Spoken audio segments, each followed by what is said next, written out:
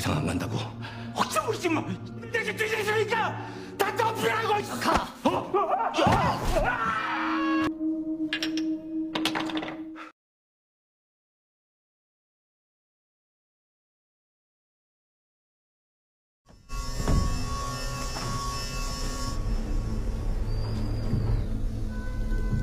Mayat para peserta di game keempat dibersihkan. Kemudian, frontman menghubungi staff, bertanya tentang status si penyusup. Staff menjawab kalau dia belum ditemukan. Frontman berkata agar mereka segera menemukannya, karena VIP akan segera tiba. Dan sekarang, episode 7 dari Squid Games dimulai. 반드시 찾아내.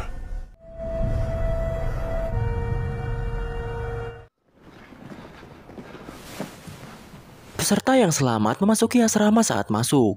Mereka semua dikejutkan oleh kehadiran sosok yang tidak terduga. Rupanya, Ryung selamat karena dijadikan anak bawang. Dia hanya disuruh diam di asrama selama permainan keempat berlangsung. 닥스 씨. 어떻게? 왜? 깍두기래. 그러더니 Kembali pada frontman yang mengangkat telepon lagi. Dia mengabari bahwa tuan rumah menunggu kedatangan VIP. Frontman menyadari sesuatu yang ganjal. Ia pun berbalik dan menyiapkan pistolnya. 한 가지 실수를 했다고. Dia berkata bahwa dia selalu meletakkan gagang telepon dengan terbalik. Namun, saat mengangkat telepon barusan, gagangnya berada di posisi yang benar. Frontman langsung mencari dari pintu ke pintu. Ia pun tahu bahwa pistol yang Jungwoo pakai merupakan pistol dari kepolisian, karena menggunakan peluru pistol Smith dan Wesson M60. 궁금한 게 많은 것 같은데. 데려와 나가. Namun setelah beberapa kali mencari, ia tidak dapat menemukan Jungwoo. Saat sedang menyisir berangkas, tiba-tiba frontman diberi kabar bahwa ditemukan mayat di pantai utara pulau, dan pencariannya pun berhenti. 시체가 발견됐습니다. 어디야? Kembali ke asrama, saat ini para pemain sedang memakan kentang. Di situ Gi-hun merenung soal kematian si kakek beserta rekan-rekannya yang lain. 만난 노인이었을 뿐이잖아. Mayat ditemukan. Itu adalah nomor 29. Di pakaiannya terdapat identitas polisi milik Jungwoo. Frontman melihatnya, kemudian memerintahkan staf untuk membakar mayat tersebut. VIP들이 도착했습니다. 시체 소각해. Pria yang kehilangan istrinya di permainan keempat mengajak pemain lain untuk menyerah. Namun, tak ada yang merespon. 정말 이 미친 짓을 계속하겠. 여기서 나가면. Sangwoo turun kemudian menceramahi pria tersebut. Berkata bahwa mereka tidak bisa berhenti begitu saja setelah banyak korban yang jatuh. 당신이 부인 대신 죽었어야지. 나가서 다시 밑바닥에서 자신 있어?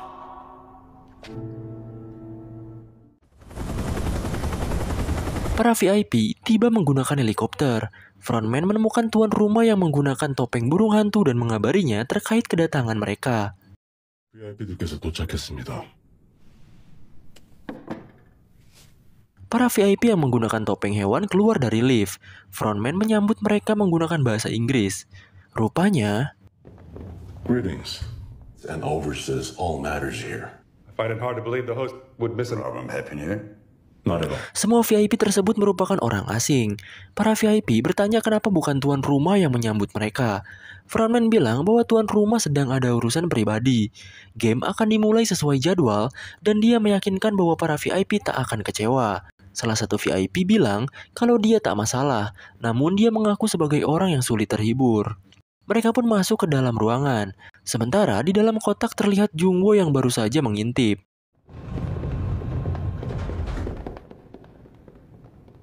Kembali ke asrama, si bapak religius Komat Kamit berdoa, memecah keheningan malam dan membuat para peserta lain terjaga. Para VIP memasuki ruangan mereka yang tampak mewah.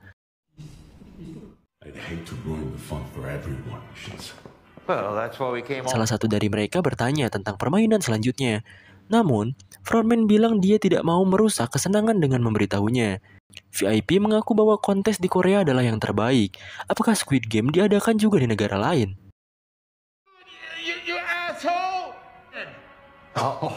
Teriakan VIP gendut mengalihkan perhatian yang lainnya. Ternyata dia bertaruh $1 juta pada nomor 69 alias si bapak yang kehilangan istrinya. Dan gini, yang terlihat di layar adalah si bapak yang sudah siap dengan tali di lehernya. Sepertinya dia sudah putus asa dan berniat mengakhiri hidupnya. VIP gendut ditanya kenapa dia memilih 69, dan dia hanya menjawab kalau angka tersebut indah. Sudah jelas pikiran VIP gendut ini cabul cuy. Oh, you dirty dog. Get you when everything's ready. Kemudian, frontman meminta para VIP beristirahat dan bilang dia akan menjemput mereka setelah semuanya siap. Setelah menculik pelayan dan mengganti kostum, Jungwoo menyalakan kamera HP, menekan tombol rekam video, kemudian menyembunyikan HP-nya di lengan pakaiannya.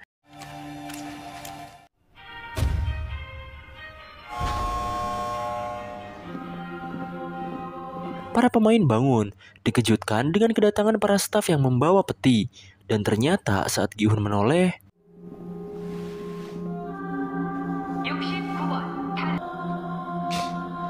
uang hadiah pun ditambahkan, dan mulainya permainan kelima diumumkan. Adegan beralih pada para VIP yang bersantai di ruangan mereka, mengobrol tentang taruhan. Jungwoo dipanggil oleh salah satu VIP dan memberikan segelas minuman kepadanya. Saat Jungwoo pergi, VIP tersebut melirik Jungwoo dengan misterius. Karena tak sabar, VIP barusan menyuruh frontman untuk segera memberitahu permainan selanjutnya. Frontman mengenalkan permainan selanjutnya, lalu menunjukkan sesuatu. Para pemain kemudian memasuki sebuah ruangan putih dengan manekin yang dipasangi rompi bernomor yang berjejer di dalamnya. Para pemain dipersilakan untuk memilih nomor mereka masing-masing dari 1 sampai 16. VIP yang menonton di balik layar mulai menganalisa. Kemudian VIP gendut berkata bahwa sekarang dia bertaruh untuk nomor 96, yang merupakan kebalikan dari 69. Mereka tertawa, sementara Jungwoo merekam semuanya. Pemain mulai memilih. Setelah 2 orang pertama beres, pemain lain seperti si Jabrik dan Ryung berlari menuju manekin yang berada di tengah, menyisakan nomor paling awal dan akhir. Peserta yang tersisa kebingungan. Kemudian, atas permintaan VIP, mereka pun diberi petunjuk, berupa arahan bahwa nomor yang mereka ambil adalah nomor urut mereka dalam melakukan permainan nanti. Gi-hun mulai maju dan menghampiri nomor paling awal. Namun, dia berhenti karena bimbang. Sementara, Gi-hun sibuk berpikir. Peserta lain mengambil nomor urut yang belakang, menyisakan nomor 16.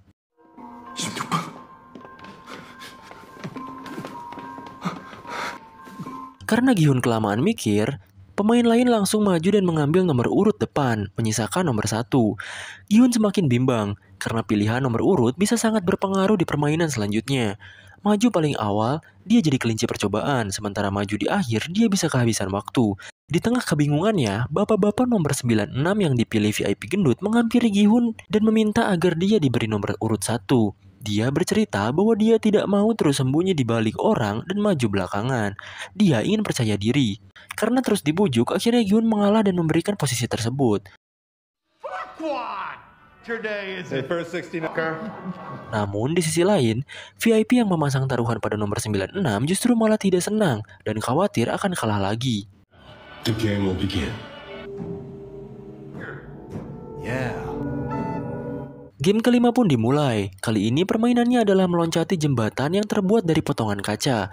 Di jembatan tersebut ada 2 kaca, yaitu kaca biasa dan kaca keras. Pemain harus menebak terlebih dahulu sebelum meloncat agar tidak menginjak kaca yang mudah pecah. Gampang kan? Kalau salah ya jatuh, kalau benar ya selamat gitu. Si bapak nomor 96 tampak tegang. Dia memandang Gi-hun yang sekarang memiliki nomor urut 16 dengan wajah menyesal. Dengan terpaksa, si bapak ini harus melompat duluan dan jadi kelinci percobaan. Si VIP gendut mengamati nomor 96, kemudian mengumpat karena kesal. Dia meminta untuk dibawakan whisky lagi.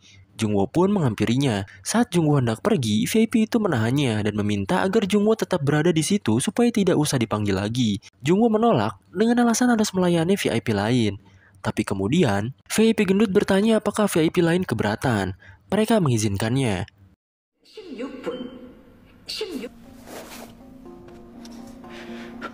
Pengumuman menyampaikan bahwa waktu mereka untuk melompat hanyalah 16 menit. Permainan pun dimulai. Bapak 96 melepas sepatunya lalu bersiap untuk melompat. Namun selama lebih dari 1 menit, dia hanya diam dan menebak-nebak kaca mana yang harus dia pijak. Pemain di belakang kesal dan menyuruhnya cepat-cepat. Bahkan si Jabrik mengancam akan mendorongnya kalau dia tidak melompat. Setelah dipaksa, akhirnya Bapak 96 melompat ke kiri. Dan beruntung kaca tersebut tidak pecah. Pemain di belakang menyemangatinya agar memilih kaca yang tepat. Kemudian dengan yakin, dia pun melompat ke depan. Dan akhirnya, si bapak pun mati. Sayang sekali. Adegan beralih kepada para VIP, menyayangkan kematian 96. Namun saat salah satu VIP menoleh ke VIP gendut, dia malah sedang asyik membelai Jungwoo, seperti ragil, kepada suaminya. What pretty. Lanjut ke permainan, sekarang giliran ibu-ibu nomor urut 2. Dia terlihat ragu, namun setelah menebak-nebak, dia pun melompat ke kiri. Mari kita lihat, apakah si ibu akan selamat?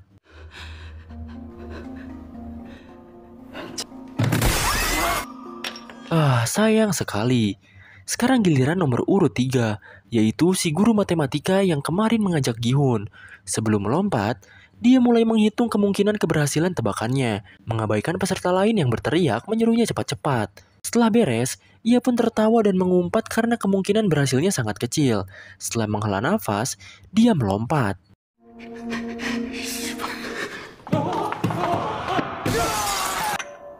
Sekali lagi patut disayangkan, setelah dihitung pun keberuntungan tidak memihak dirinya. Permainan dilanjutkan. Kali ini, peserta di belakang mulai melompat ke depan. Pria nomor urut 4 kebingungan karena dia lupa kaca mana yang si guru injak. Dia bertanya pada peserta lain, namun mereka juga kurang tahu karena dia melompat dengan cepat. 다음에 어느 쪽 밟았는지 기억나요? 왼쪽 가기는 맞어. 아니야. 거기서 오른. Ibu di belakangnya bilang kalau si guru melompat ke kiri, namun disangkal oleh peserta lain. Setelah merasa yakin, akhirnya dia pun melompat ke kiri.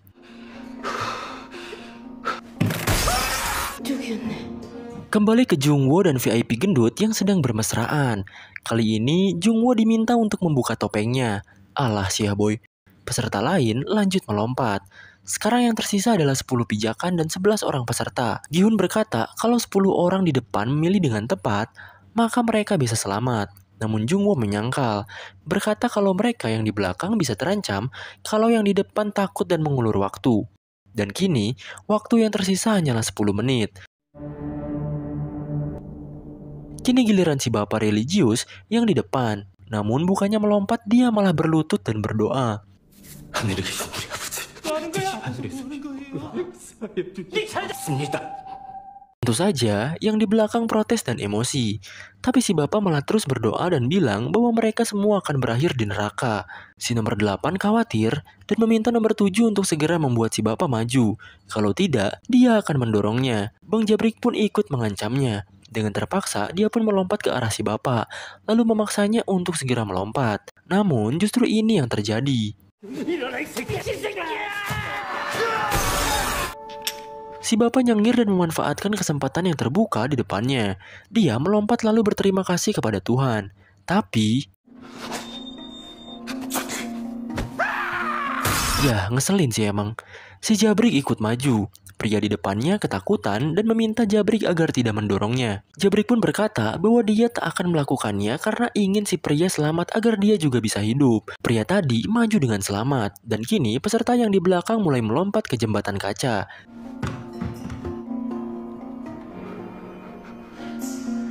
Gi-hun sempat bingung lompat lewat mana. Tapi kemudian Sae-byuk memberitahunya dan meminta Gi-hun untuk tetap fokus. Gi-hun berterima kasih, mereka pun lanjut ke depan. Balik ke pria tadi, dia berkata kalau dia tahu mana kaca yang keras, warnanya berbeda. Dengan yakin dia pun melompat. Ternyata dia hanya sok tahu. Sekarang giliran Bang Jabrik yang memimpin. Dia membisu sejenak, kemudian berbalik dan berteriak. Jungwoo masih menolak permintaan VIP gendut, berkata kalau dia bisa dibunuh kalau menunjukkan wajahnya. VIP tertawa dan balik mengancam kalau dia akan membunuh Jungwoo sebelum dia pergi. Pada akhirnya, Jungwoo menyerah, menggenggam tangan si gendut dan mengajaknya untuk pergi ke tempat tertutup agar bisa berduaan. VIP gendut setuju, lalu bersiap untuk pergi. VIP yang lain bertanya kenapa dia pergi di saat yang paling menyenangkan. Tapi si gendut berkata kalau dia akan menikmati kesenangan lain. 더 이상 안 간다고. Kembali dalam permainan, pria berkumis protes pada si Jabrik. Namun si Jabrik tidak menghiraukan dan menyuruh si kumis maju duluan. Si kumis kesal, mengancam akan mendorong si Jabrik. Namun niatnya ciut saat si Jabrik kembali berteriak. 다 같이 뒤질 거야. 다 덤비라고. Waktu tersisa 5 menit, dan sekarang mari kita mengintip adegan panas di dalam kamar. VIP gendut membuka topeng Jungwoo kemudian memuji wajahnya, berkata bahwa wajah tersebut tidak cocok disembunyikan di balik topeng. VIP gendut membuka pakaiannya, menunjukkan lekuk tubuhnya yang bulat dan seksi. VIP gendut berkata kalau Jungwoo bisa memuaskannya dalam 5 menit, maka dia akan mengubah hidupnya. Kepala Jungwoo dipegang, mengarahkan Jungwoo untuk segera menghisap anunya. Dan kemudian Jungwoo menodongkan pistolnya. Si gendut berlutut ketakutan. Jungwoo pun berkata kalau dia bisa memuaskannya dalam 5 menit, maka dia akan membiarkannya hidup. VIP gendut mengangguk. Jungwoo mulai merekam dan memintanya untuk memberitahu segala hal tentang permainan ini. Kembali ke permainan, si kumis yang sudah emosi berteriak menyuruh si Jabrik untuk maju. Namun kemudian Ryung datang. Kemudian mengejek si Jabrik untuk kesekian kalinya, menyebutnya pengecut dan memalukan. Si Jabrik tak gentar dan balas mengejeknya. Mereka terus cekcok hingga pada akhirnya Ryung menyuruh si Jabrik untuk minggir. Si Jabrik terkekeh tak percaya. Namun Ryung memastikan perkataannya, berkata bahwa dia tak mau hanya berdiri bersama pengecut sepertinya sampai mati. Si Jabrik tertawa, kemudian mempersilahkannya. Ryung melompat, namun sesaat kemudian ia malah berbalik dan mencengkram si Jabrik. Si Jabrik berteriak menyuruh Ryung melepaskannya, tapi Ryung tetap tak bergeming. Pada akhirnya, si Jabrik mengalah dan memohon pada Ryung untuk melepaskannya. Ryung masih menolak, kemudian mengejek si Jabrik berkata kalau titiknya kecil. Si Jabrik teriak memberontak, namun kemudian Like a woman scorned. Ryung berhasil menepati janji untuk membunuh si Jabrik. Kini beralih pada frontman. Dia mulai curiga dan mulai meminta staf untuk memeriksa ruangan VIP. Lagi-lagi seseorang jatuh, menyisakan 4 orang. Bapak Gondrong, Sangwoo, Saebyok, dan Gi-hun. Waktu tersisa 3 menit. Sangwoo menyuruh pria di depannya untuk bergegas. Namun pria tersebut berkata kalau dia tahu cara membedakan kaca karena dia pernah bekerja di pabrik kaca selama 30 tahun. Gi-hun angkat bicara, bertanya mengapa si bapak baru bicara sekarang. Si bapak memotong, berkata bahwa mereka mencoba membunuhnya tiap ada kesempatan. Bapak Gondrong lanjut melompat. VIP bertanya apakah Bapak Gondrong benar-benar bisa membedakannya. Frontman mengiyakan fakta tersebut. Salah satu VIP pun kecewa, berkata bahwa kalau begitu jadinya tidak menyenangkan. Frontman langsung mengakali hal tersebut dengan mematikan sebagian lampu. Jadi Bapak Gondrong tidak bisa melihat kacanya lagi. Di sisi lain, staf yang diutus frontman menemukan VIP gendut tergeletak di lantai. Frontman menanyakan kondisinya, dan ternyata VIP tersebut sedang pingsan dan masih hidup. Waktu hanya tersisa 1 menit. Sangwoo menyuruh Bapak Gondrong supaya lebih cepat. Bapak Gondrong bilang kalau dia perlu mendengarkan suaranya, jadi dia perlu sebuah objek yang bisa dilempar. Gi-hun kebetulan masih menyimpan kelereng pemberian si kakek di sakunya. Kemudian mengopernya pada Saebyok hingga ke Bapak Gondrong. Kelereng langsung dilempar. Namun, si bapak bilang dia butuh 1 lagi untuk mendengar suara yang kanan. Di sisi lain, frontman mulai mencari keberadaan Jungwoo. Dia pun mengecek kotak yang digunakan Jungwoo untuk bersembunyi di awal. Rupanya, di dalamnya terdapat tangga tersembunyi. Saat itu juga, frontman dan Jungwoo saling bertatapan. Waktu tersisa 20 detik. Sangwoo pun melompat mendekati Bapak Gondrong. Dan kemudian waktu hanya tersisa 10 detik. Sangwoo, Saebyok, dan juga Gi-hun langsung bergegas lompat ke depan. Dan tepat sebelum waktu habis, Gi-hun berhasil mencapai garis finish. Serpihan kaca yang berterbangan menggores kulit mereka. Bahkan Gi-hun tampak mendapat goresan yang cukup serius di tangannya. Adegan beralih pada para staf yang sampai ke tempat pelarian Jungwoo. Mereka melapor bahwa Jungwoo sudah pergi menyelam melalui gua bawah laut. Frontman segera memberi perintah untuk melacak dan menyiapkan perahu. Kamera memperlihatkan Jungwoo yang sedang menyelam, namun di punggungnya ada sebuah kedipan cahaya merah. Ternyata itu adalah sebuah alat pelacak yang kini dimonitor oleh frontman yang sedang mengejarnya di atas kapal. Dan episode ke-7 Squid Games pun berakhir. Para peserta sudah mulai tewas dan menyisakan 3 pemain, Gi-hun, Se-byuk, dan juga Sang-woo. Permainan apa lagi yang akan mereka mainkan? Dan siapa yang akan tewas di antara ketiga pemain yang tersisa?